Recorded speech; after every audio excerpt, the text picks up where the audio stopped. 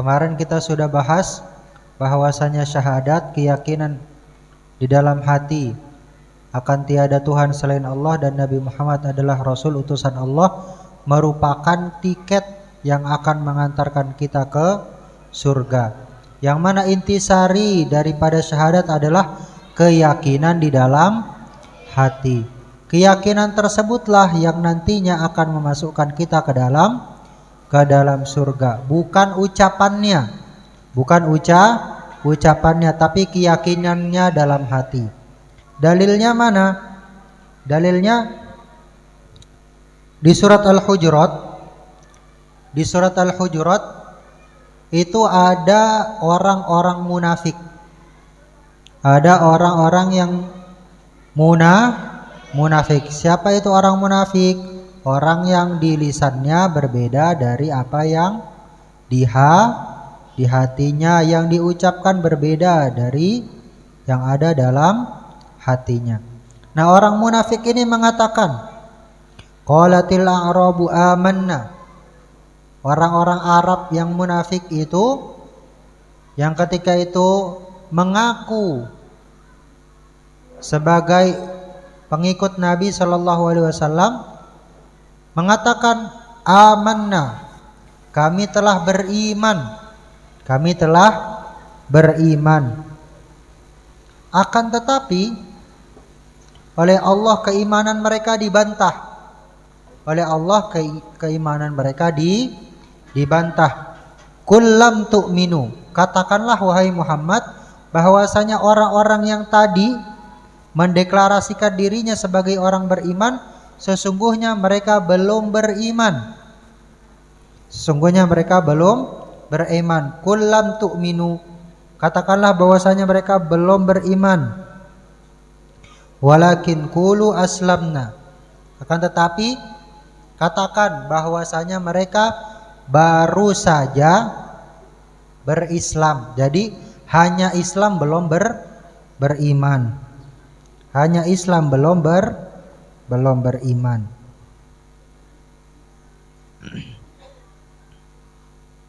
Nah, jadi orang munafik bisa saja mengaku bahwasanya dirinya beriman, tapi keimanannya ditolak oleh Allah Subhanahu wa taala. Tapi ketika mereka mengatakan kami Islam, keislamannya diterima. Artinya apa? Keimanan itu lebih tinggi daripada keislaman.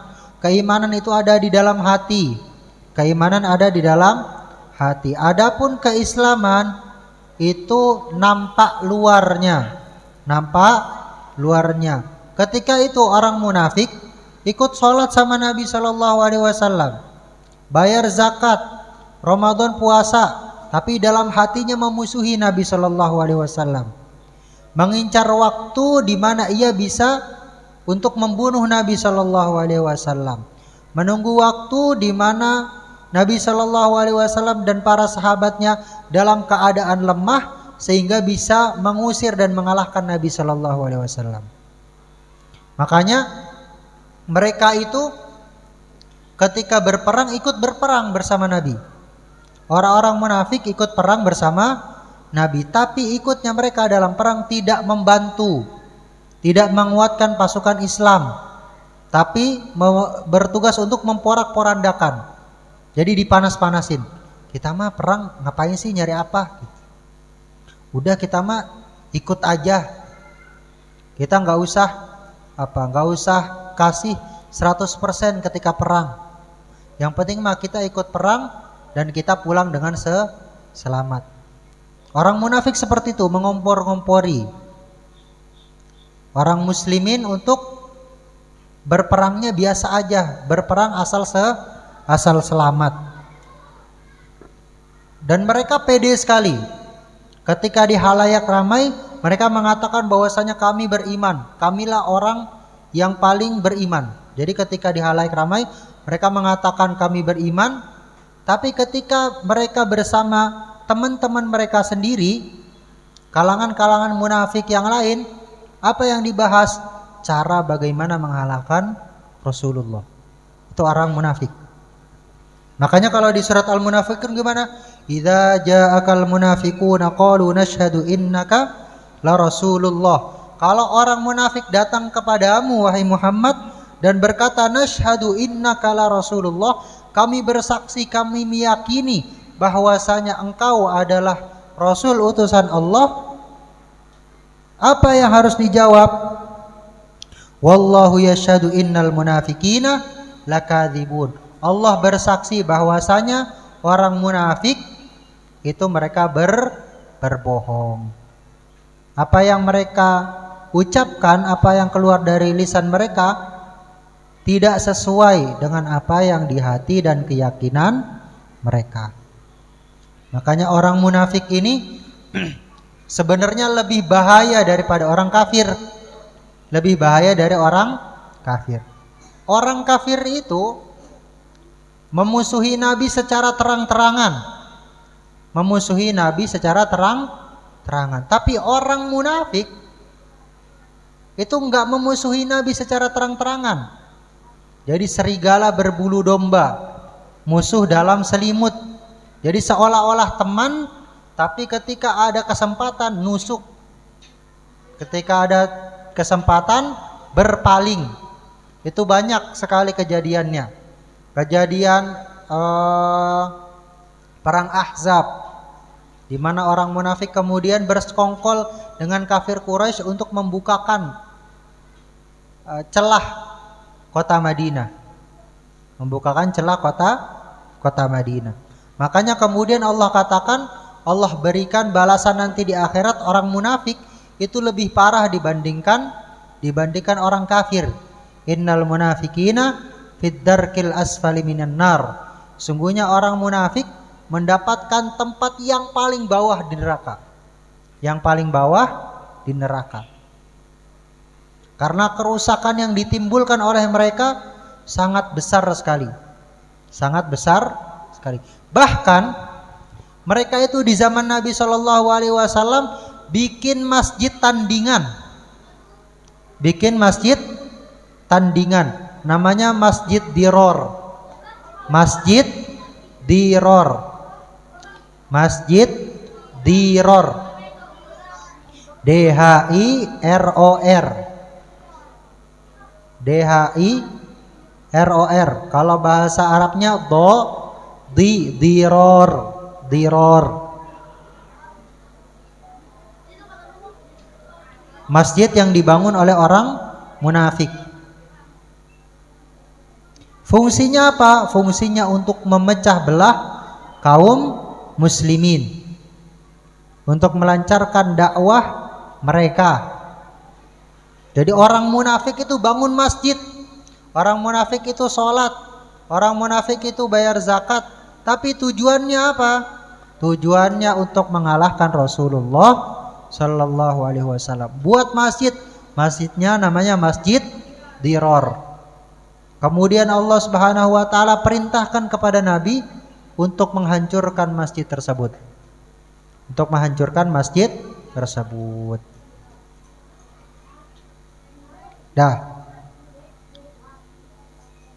Masjid apa tadi namanya? Masjid Diror.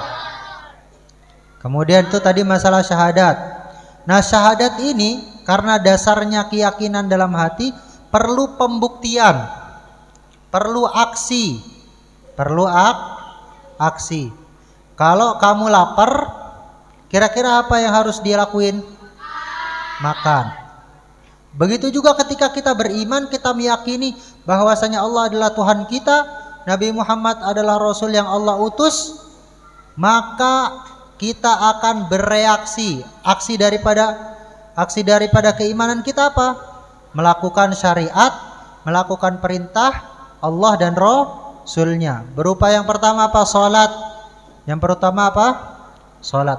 Dan salat ini sesuatu yang paling dasar sekali. Sesuatu yang paling dasar sekali, yang mana oleh Rasul di ultimatum. Perbedaan antara orang Islam dan orang kafir adalah salatnya.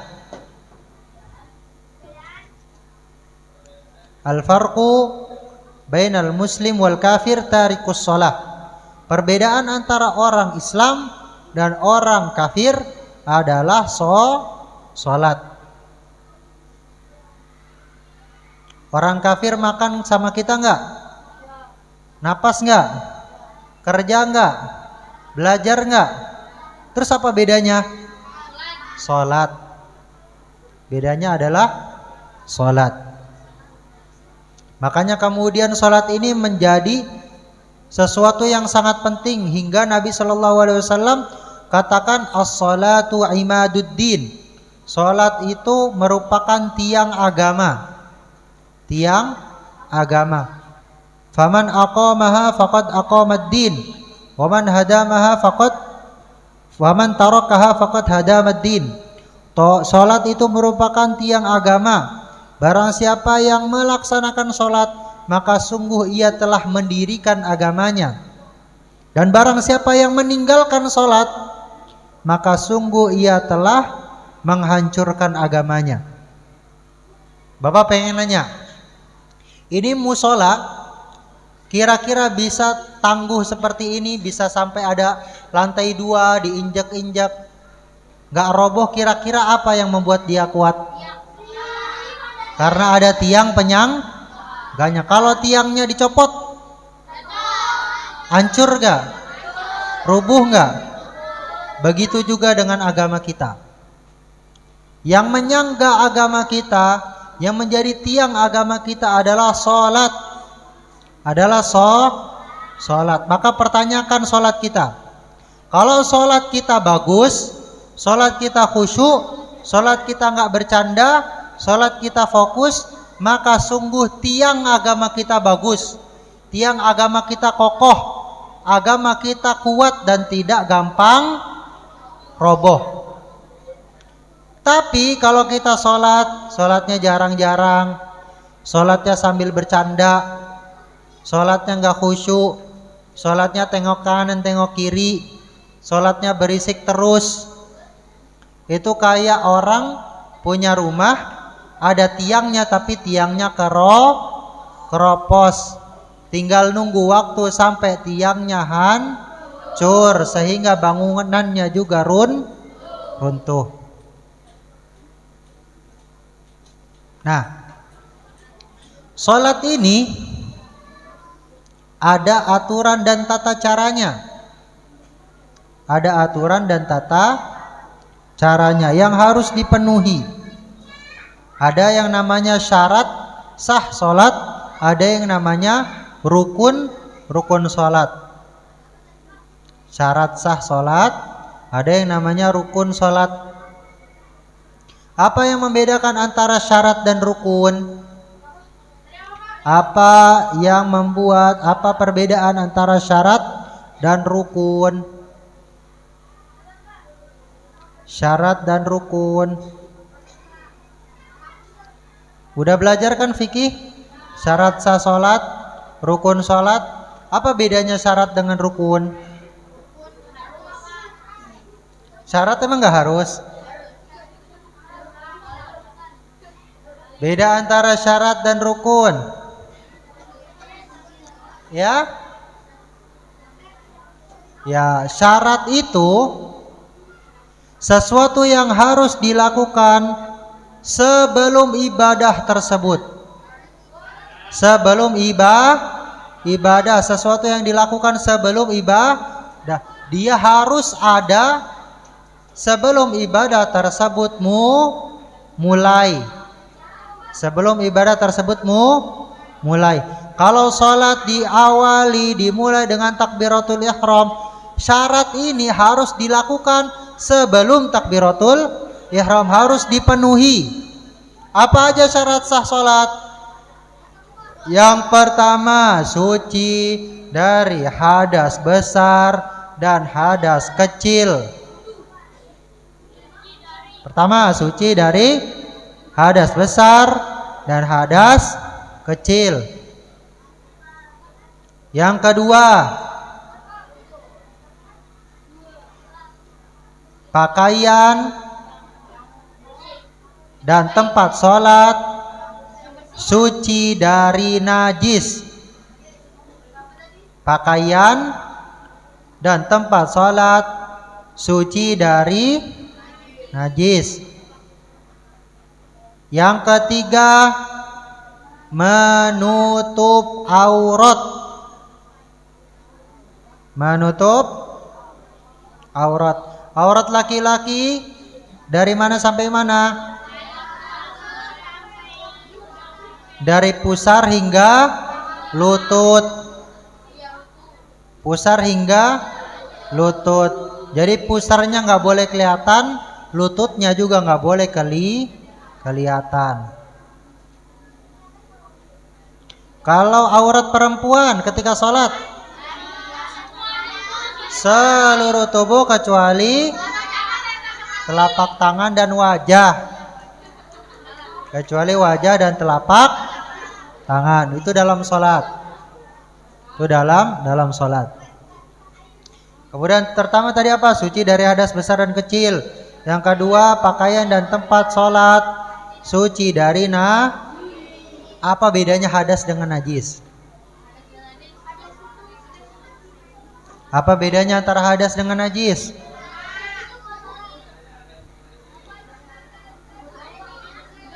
Ayo.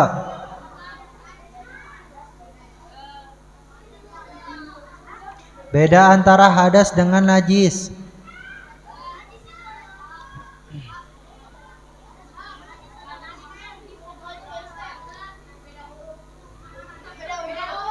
Ayo, ada yang mau jawab?